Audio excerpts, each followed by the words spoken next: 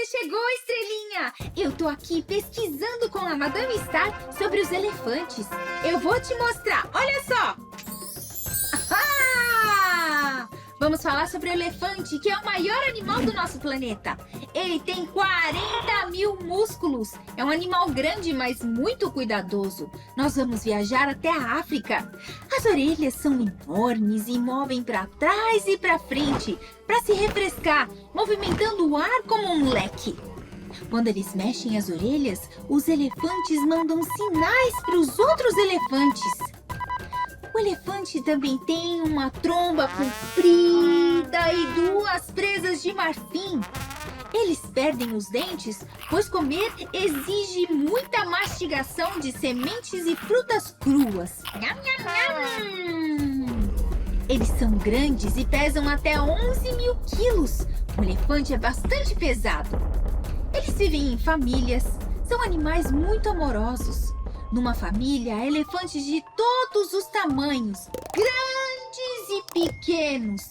São vários indivíduos juntos que vivem, trabalham, procuram água, comida para todos e sempre estão juntos. Os elefantes fazem um som estranho. Você sabe como eles fazem? Escuta, escuta, escuta!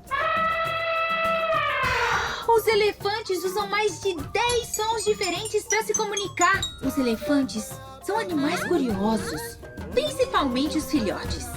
Os elefantes adoram brincar. Eles saem para passear em grupos, se banham na água, brincam na água. E os filhotinhos ficam sempre perto da mamãe e da irmã. Os filhotes brincam uns com os outros e às vezes eles se metem em problemas. Olha só esse elefantinho. E você, estrelinha, sabe imitar um elefante? Vamos imitar o som do elefante, olha só!